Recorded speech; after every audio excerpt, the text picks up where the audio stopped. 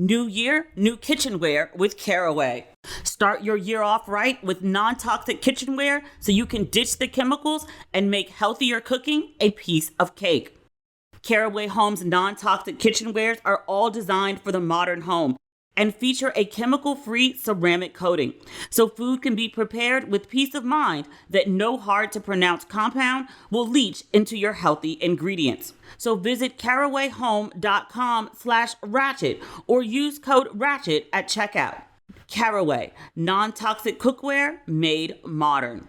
Visit carawayhome.com/respectable to take advantage of this limited time offer for 10% off your next purchase. This deal is exclusive for our listeners, so visit carawayhome.com/respectable or use code RESPECTABLE at checkout. Caraway, non-toxic cookware made modern. With Masterclass, you can learn from the world's best minds anytime, anywhere, and at your own pace. You can learn modeling fundamentals with Naomi Campbell. Plan your dream wedding with Mindy Weiss.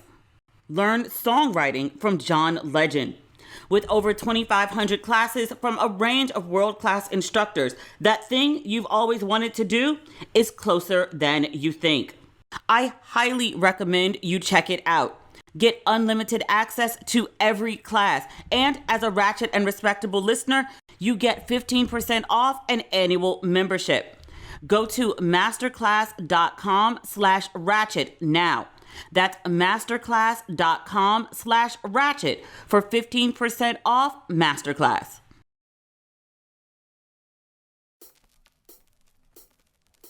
Ladies and gentlemen, boys and girls, and those who don't identify as either, you are listening to Ratchet and Respectable in PG County. I'm back with Demetria L. Lucas. I got in from Ghana like 6:45 this morning. And in my head, I had this bright idea that one, I was going to sleep train myself in one day. I was going to stay up the entire day until at least 10:30, 11. I was going to do the podcast as soon as I landed. And then I was going to go run errands because I have a bunch of things that I need to take care of while I'm in the States. I had this idea that I was going to take an 11-hour flight across the Atlantic and then hit the ground running for an entire day. It sounds ludicrous now that I'm actually living it. But I got in like this morning. It takes an hour to get from IED, Dulles Airport, to my parents' house. And we sat around and talked for a while. I had breakfast with my parents. And then somewhere around, I would say like 11 o'clock, I just started to crash. I tried to stay awake because I was like, I have to do the podcast. So I came in my room and there were tons and tons of boxes, because I waited until the day after Christmas when all the sales were really big, and I bought a ton of stuff over that week. And then I bought a ton more stuff during MLK weekend. It was all waiting for me, like boxes piled up, 30 boxes worth of stuff. So I started opening the boxes and I made it to the end of the boxes, and then I just crashed. I was exhausted. So I just got up. So it's 2:22 on the East Coast. I'm happy to be home. I'm also a little unhappy unhappy's not the right word. I really enjoyed myself during my time in Ghana, and I thought 6 months would be enough time. And when it got down to the last night, I was like, no, I need more time. I genuinely thought about changing my flight, but I really did need to come home and switch out bags and take care of some stuff here before I go off to my next adventure, which, to reiterate, there is a next adventure. I posted on my social media pages about an interaction I had with the young woman who works at the desk in my building, real sweetheart. We had just a very human connection type moment when I said goodbye to her yesterday. And I shared the story, and people had a real emotional reaction to it. But a lot of people, just started to write in feelings about my travels in Ghana, and they're coming to an end, and they really enjoyed it. And I was like, people, we're on Africa hiatus for 2 weeks. And then I'm back. I'm in a different place, but back nonetheless. I'm really excited about Johannesburg. With Ghana, I had told people, I was like, hey, I'm moving to Ghana. Here are the dates that I will be here. If you want to come, just give me a heads up. Let me know when you're coming and we'll figure it out. I have an extra bedroom. Come. Nobody came. I mean, for Christmas, yeah. But like the rest of the time, nobody came. And I was like, all right, that's cool. Y'all got other things to do. Y'all want to go other places, or Africa's far. Like, I get it. But for South Africa, 2 people have already booked flights and was like, so here are the dates, I'll be there. All right, that's fine. South Africa's dope. I haven't been in 10 years, 11 years. I still have friends, people that I connected with when I was there, or people that I met in Ghana. They were traveling in Ghana, and we connected, and they live in South Africa. So I have a little circle down there. Not as many people, but the people that I know are good folks. So I'm definitely looking forward to Johannesburg. I just got a bunch of stuff to do before I get there. And that was on my mind a lot when I was at the airport in Accra. And I couldn't sleep on the plane. I watched 4 Eddie Murphy movies. I don't know why. Like, I mean, I like Eddie Murphy as much as anybody else, but I'm not like the hugest Eddie Murphy fan. But I was like, oh, let's just watch Harlem Nights. Let's watch Coming to America. And then I watched Boomerang. And then I started on The Nutty Professor. I would probably watch like the first hour or so, and then I drift off for an hour and then wake back up and then start a new Eddie Murphy film. I was like, I don't know why I'm suddenly into Eddie Murphy that much. I'm like, is Eddie Murphy okay? Did something happen to Eddie Murphy? Maybe I should have Googled him before I started recording. But nevertheless, I just had a lot on my mind about, all the things that I had to do when I got here. When I got off the plane, when I was in the car headed to my parents' house, I was checking my social media, and this woman had sent me a message, and she was like, I saw you at the airport, and she said your energy just looked really low. And I was like, am I supposed to be high energy all the time? I'm about to get on an 11-hour flight. I'm not really excited about it. I don't actually like airports and flying. It's a necessary evil to get to my destination. But I was like, why am I expected to have high energy at an airport? It was just a really weird thing to, write to somebody. Sometimes people encounter me and people just have weird reactions. I don't know, I finally accepted that I'm a public figure, at least to the point that people I don't know recognize me when I'm out in the street, even though I haven't been on TV in any real way for years. But I guess the impact of social media is about the same as being on TV sometimes. But I think people just see like this curated version of my life and think that at all times I'm gallivanting, adventuring, exploring, like, I don't know. And often I am, but even in the midst of that, like, I'm not always, experiencing a 10, even on a 10 day. Like, I am a normal human being with a range of human emotions that vary throughout the course of the day or the course of an hour. I'm also still a Cancer. Stay with me, people. It's just a really interesting thing to send someone. Sometimes I feel people encounter me and don't really know what to say. Sometimes they get nervous and say the first thing that pops in their head, and it's not always kind or socially acceptable. Like, people just say the randomest shit to me, and I'll be like, what? Why would you say that? Or even better, like, why would you email that? Like, I understand being in the moment.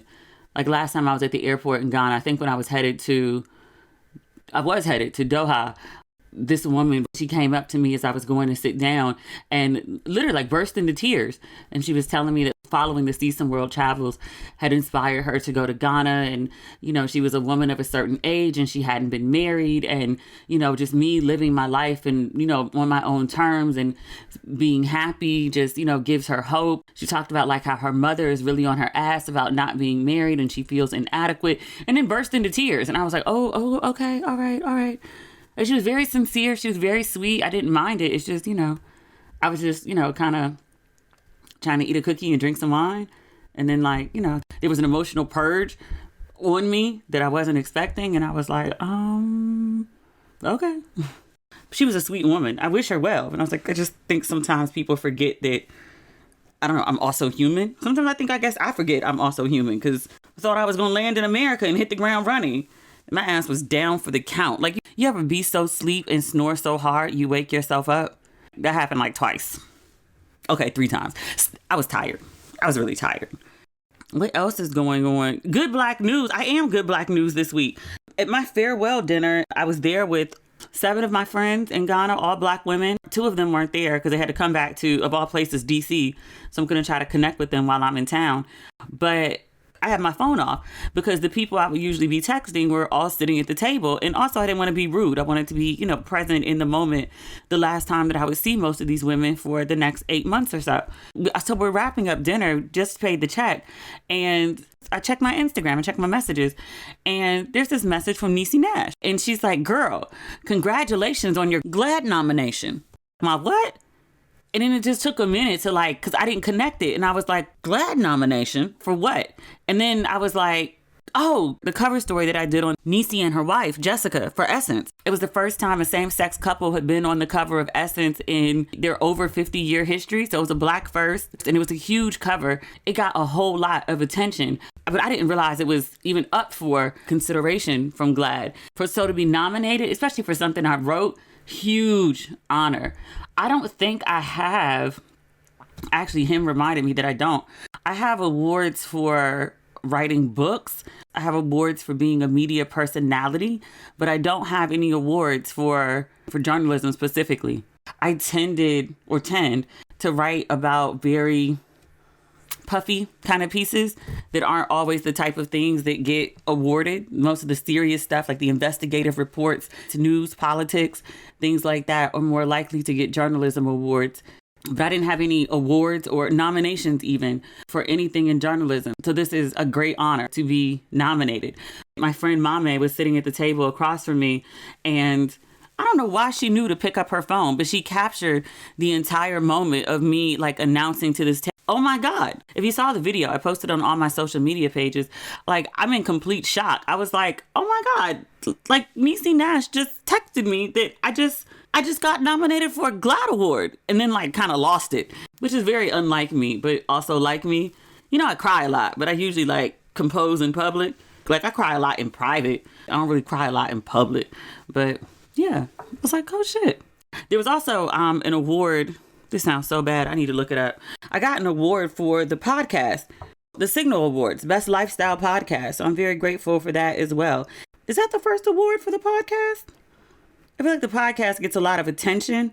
It's doing really well. 3.8 million streams last year. It gets recognized a lot. It does a lot of press sometimes, but it's not often awarded. I feel like there was another award for the podcast. You see, I just don't keep up with those sort of things.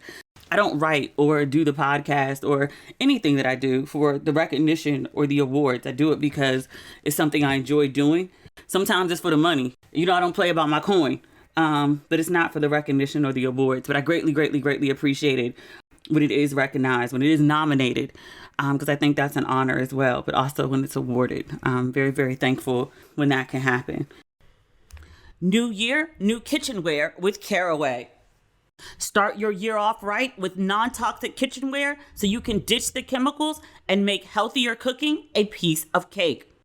Caraway Holmes non-toxic kitchenwares are all designed for the modern home and feature a chemical-free ceramic coating, so food can be prepared with peace of mind that no hard-to-pronounce compound will leach into your healthy ingredients.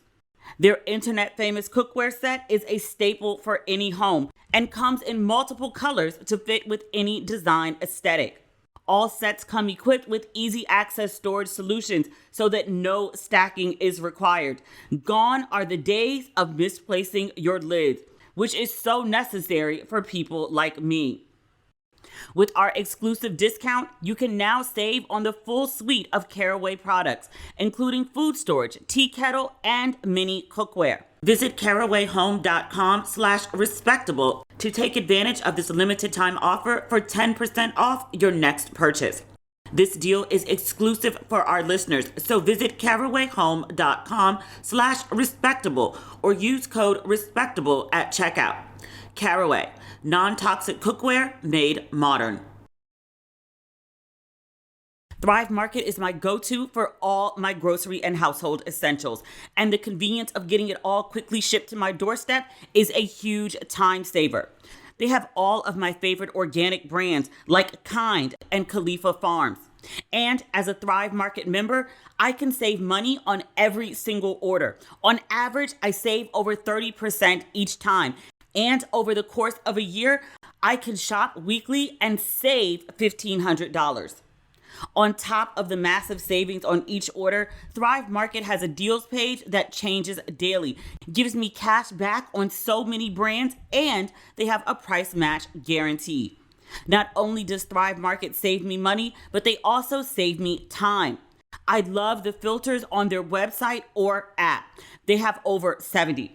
Whether you're looking for certified gluten-free snacks or non-toxic cleaning essentials, you can curate your own shopping experience with the click of a button. I also love how easy they make it to shop for your dietary restrictions. When you join Thrive Market, you are also helping a family in need with their 1-for-1 membership matching program. You join, they give. Join Thrive Market today and get 30% off your first order, plus a free $60 gift. Go to thrivemarket.com/ratchet for 30% off your first order, plus a free $60 gift. That's THRIVE market.com/ratchet. thrivemarket.com/ratchet. Duchesses are known for their youth, beauty, and most of all, coloring within the lines. But a few have come along that broke the mold and in the process threatened the British crown like no one before. Even the Rich is a podcast from Wondery that tells the jaw-dropping stories about the tumultuous lives of the world's elite. This special 2-part season, From Wallace to Camilla, explores 2 royal women who went against the grain, fell in love, and sent the British public into a tailspin. But when you're reviled by the press and scorned by the royal family, a fairy tale ending doesn't come so easy. Learn all about how Wallace Simpson and Camilla Parker Bowles each fell in love with a Prince of Wales, then became the villains in their own story. But while Wallace's story ends in disaster, Camilla finally gets her fairy tale ending. I absolutely love Even the Rich. I think I know the details to a story, and then I listened to this pod and realized I knew nothing at all. It's a must listen. Follow Even the Rich on Amazon Music, Apple Podcasts, or listen early and ad-free by joining Wondery Plus in Apple Podcasts or the Wondery app. I'll be honest with you, I haven't really kept up with good Black news this week.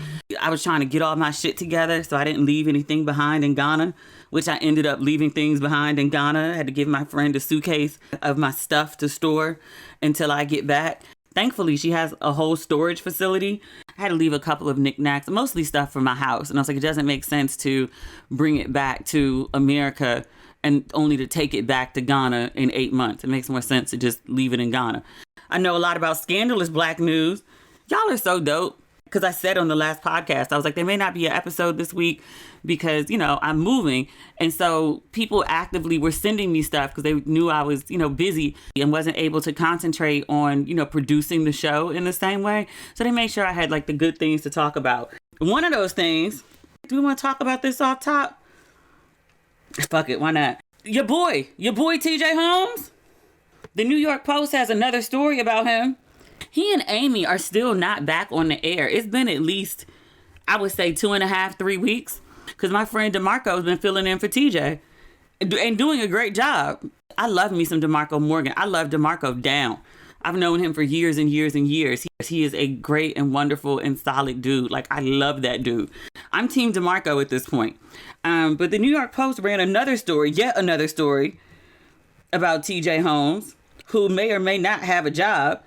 The headline is TJ Holmes allegedly, ain't trying to get sued, had sex with a 24-year-old ABC employee in his office. Sir, a source claimed to dailymail.com yesterday, Thursday, that Holmes had a months-long affair with Jasmine Petaway, then 24, in 2015.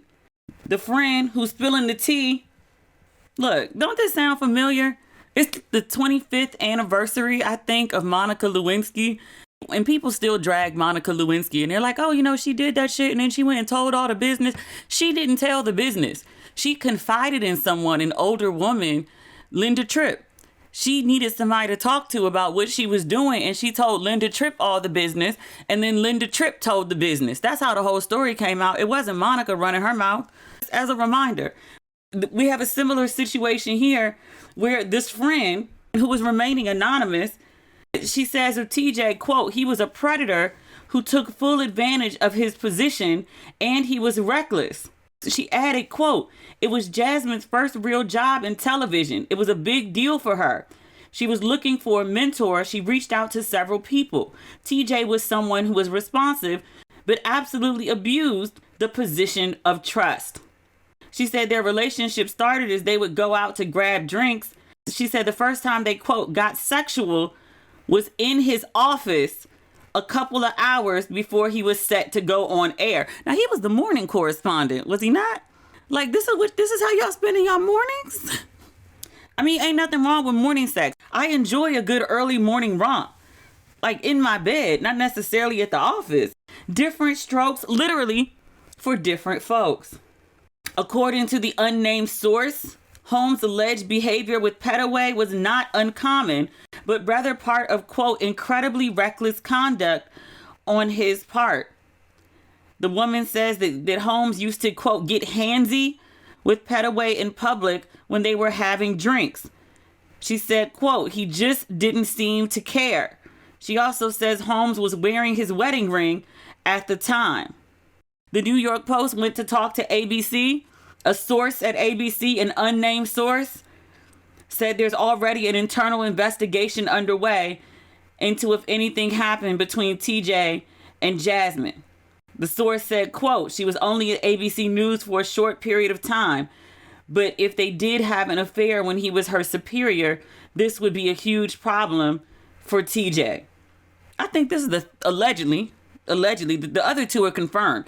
Amy, for sure, because they walking around NYC holding hands publicly. There was another woman that worked in ABC. She looked Indian American. I don't know if that was her background, but she was brown, but she didn't look black to me. And then this young woman who's also black. I'm like, sir, you can't treat you can because he did, allegedly. Well, no, not allegedly, because the two are confirmed. But you can't treat your office space like your personal Tinder account.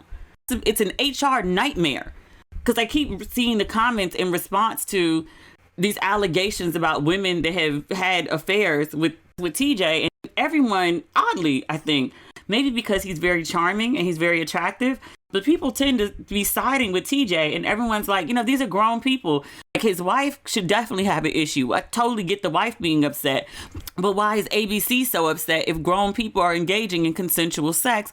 They're overstepping boundaries, trying to regulate grown people's sexual activities. And I was like, no, it's deeper than that. Like, this is a massive lawsuit waiting to happen for ABC, not for TJ Holmes.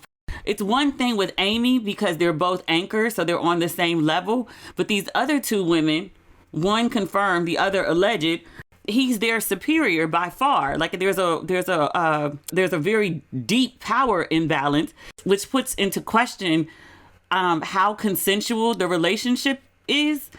We just talked about Monica Lewinsky and President Clinton. Like, you're literally talking about someone who's at the top of the food chain having sex with the intern who's at the lowest part. It's not like ABC is so ethical or so moral. It's the lawsuits, the money that's the problem.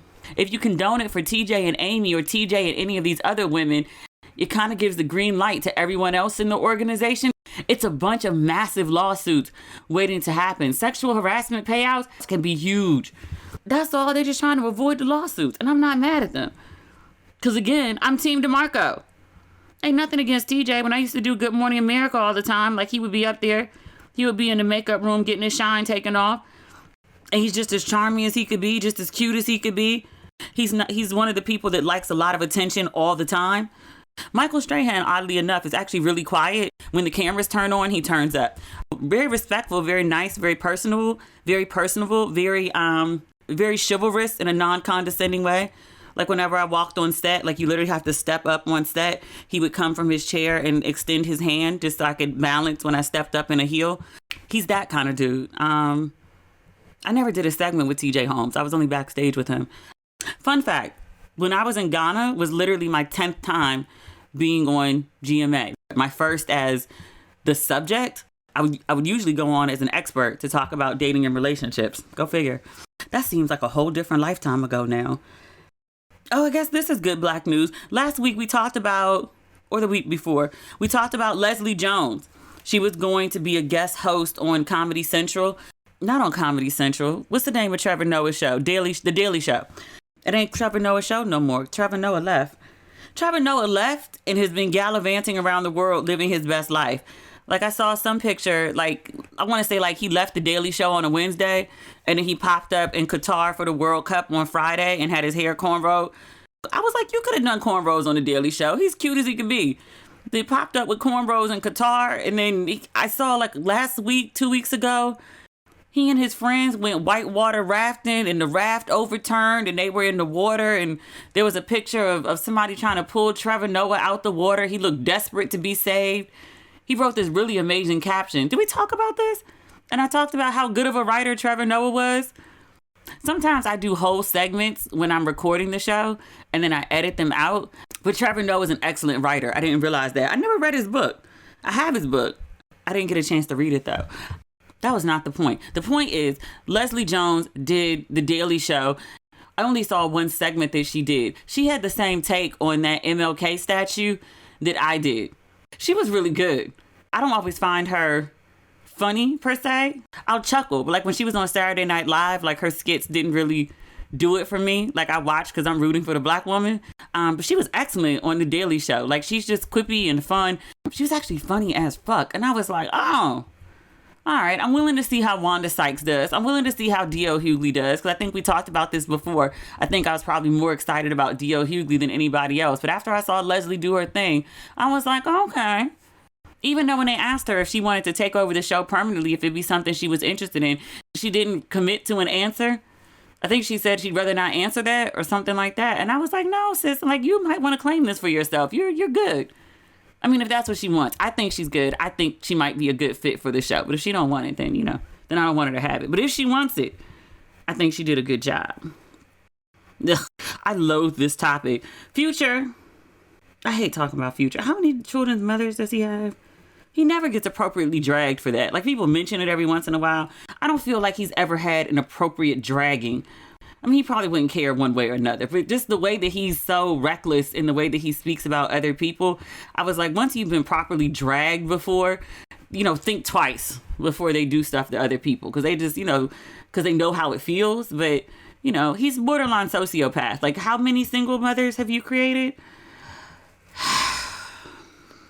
But I was reading on the YBF earlier today, your boy Future has more to say about Ciara. He's got some new song. I'm not naming it because I'm not promoting it, because he's got a new album coming out. I'm not naming it because I don't remember it, and I'm also not promoting it. But he has some lyric where he talks about smashing Ciara, and he implies that they still have an ongoing sexual relationship. And then, even worse, I think, equally as bad. Let me say equally as bad. I don't want to say worse, but you take it how you tell me if it's worse or not.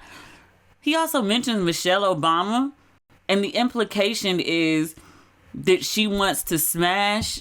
She's a cougar who's old enough to be his mom. And I was like, you don't have any basic respect for the First Lady of the United States? The first Black First Lady of the United States? Are you kidding me? Michelle Obama, like she says a few problematic things about marriage, which things I find problematic, and not like hugely problematic. Like she's not like Kevin Samuels level of problematic. She just says some things that I'm just like, really?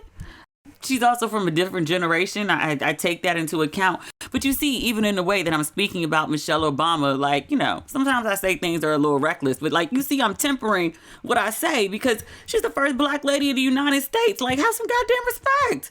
Have some respect. Future, none.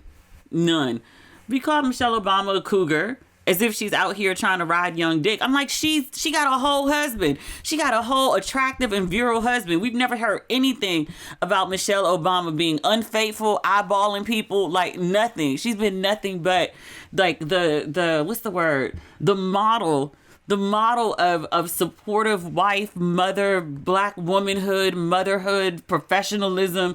You talking reckless about Michelle Obama? Nigga.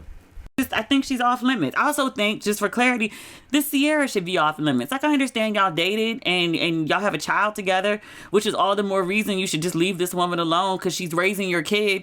You got to co-parent with this lady in some capacity for the rest of your life. It's people be like, oh, until the kid is 18. It's not like parenting ends at 18. You still got to see them at college graduation, grad school graduation, whatever the child chooses to do with their life, whatever milestones, goals, holidays, whatever. You still got to deal with this lady in some capacity. Like, why do you choose to make it toxic? I wish I could recall where I got this from. I don't know, but somebody said it and it stuck.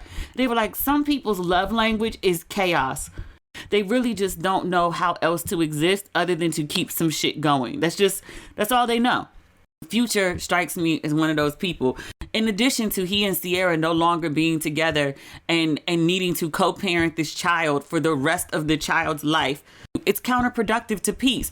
But in addition, this lady done moved on. She is whole married to Russell, and they have 2 additional children together. They have been married since July 2016. It is currently January 2023. Leave this lady alone. Leave this lady alone. It's no need to mention her in your music.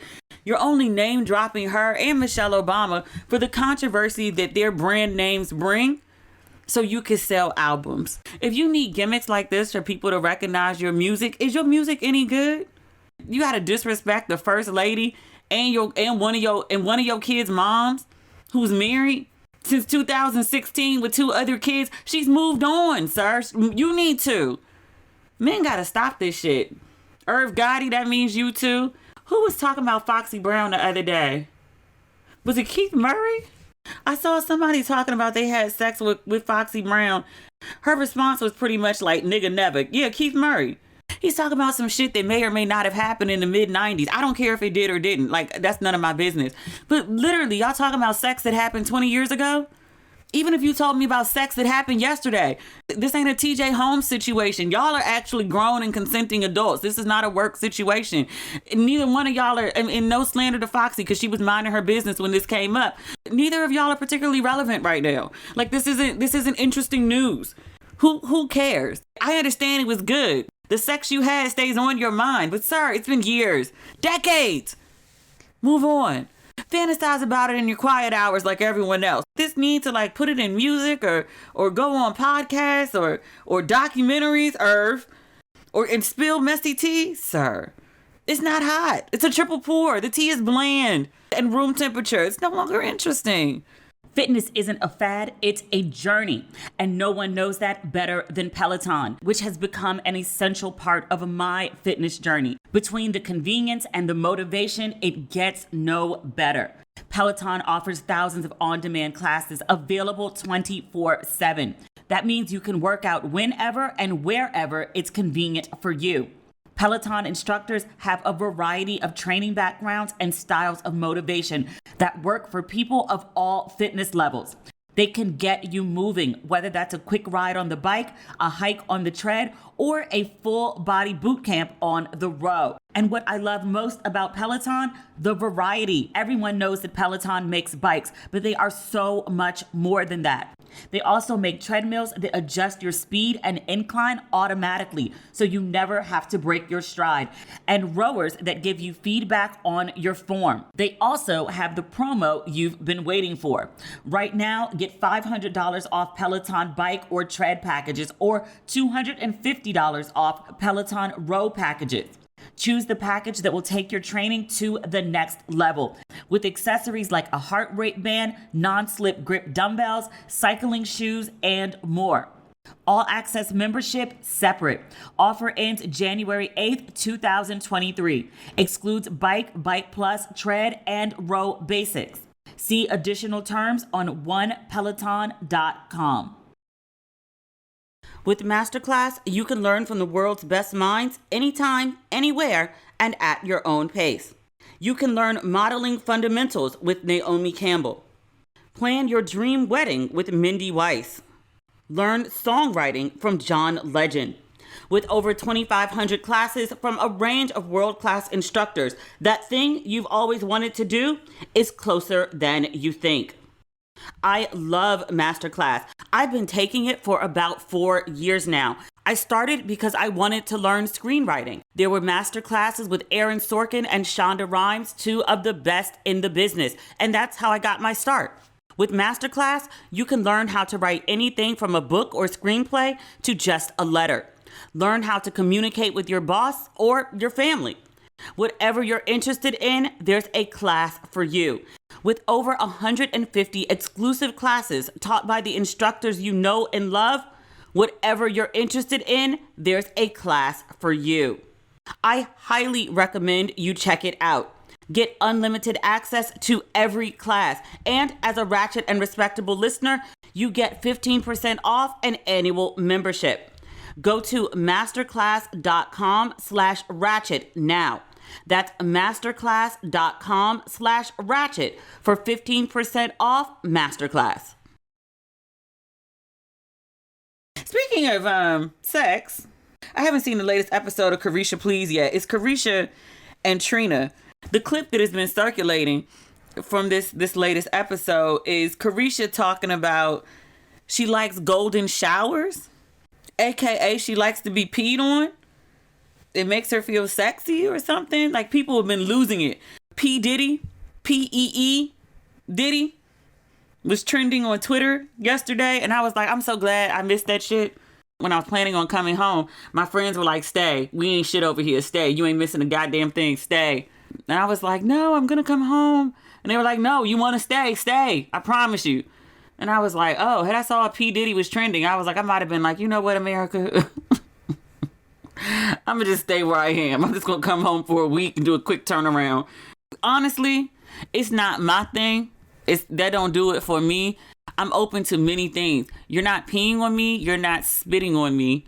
And you're not defecating on me. Like, these are non-negotiables. But here's the thing, though. If that's your thing, I respect it.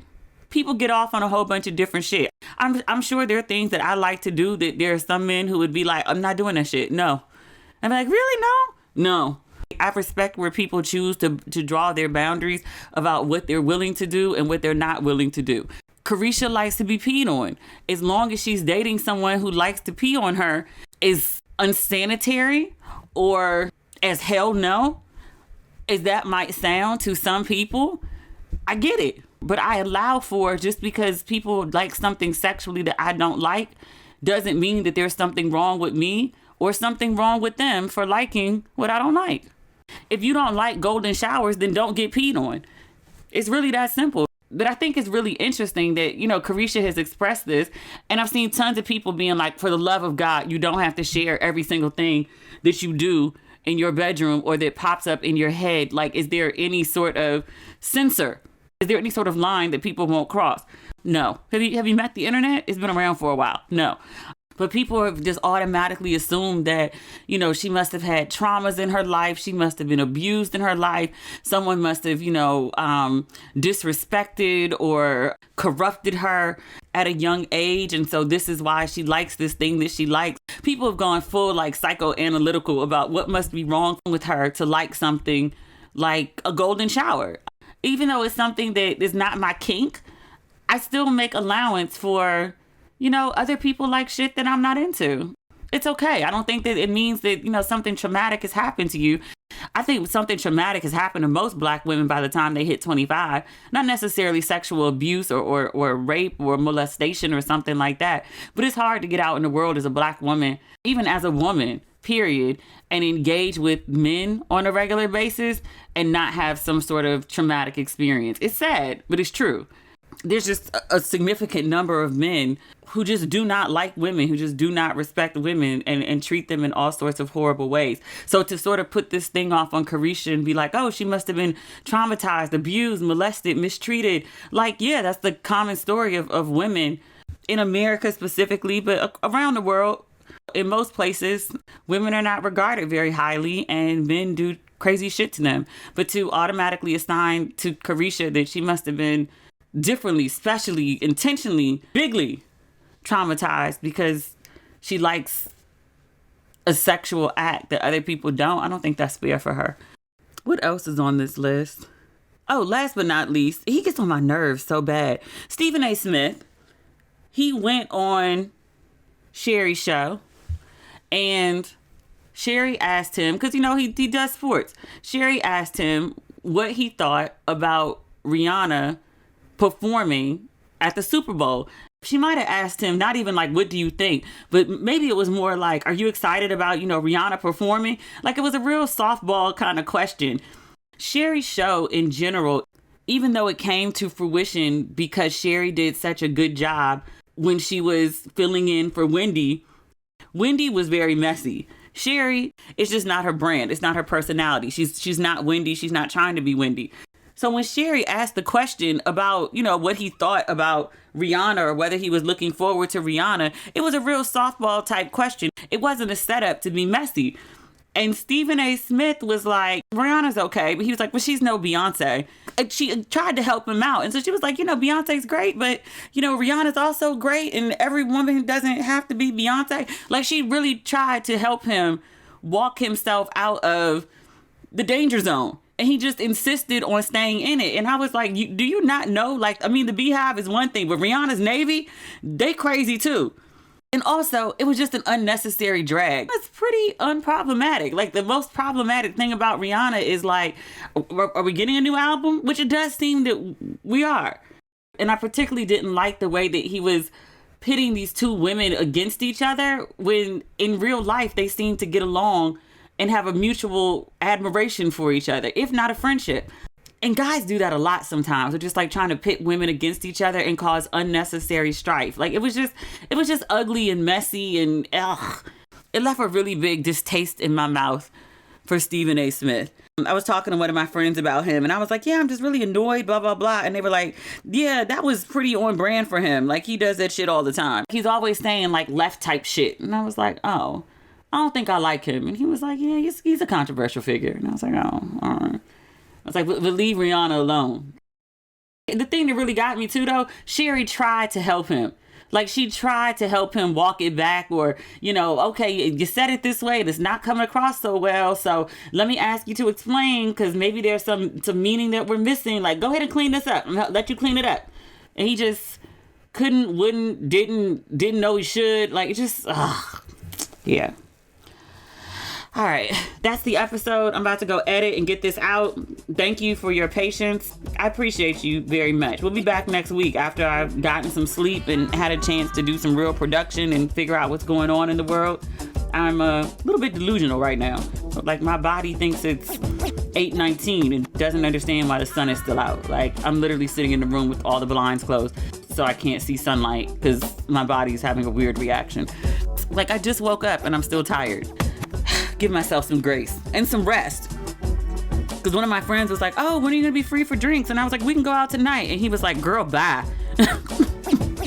He was like, I'll try you on Sunday. How about that? It's like, oh, okay. All right. All right, y'all. We'll talk next week. Have a great weekend. Okay, bye.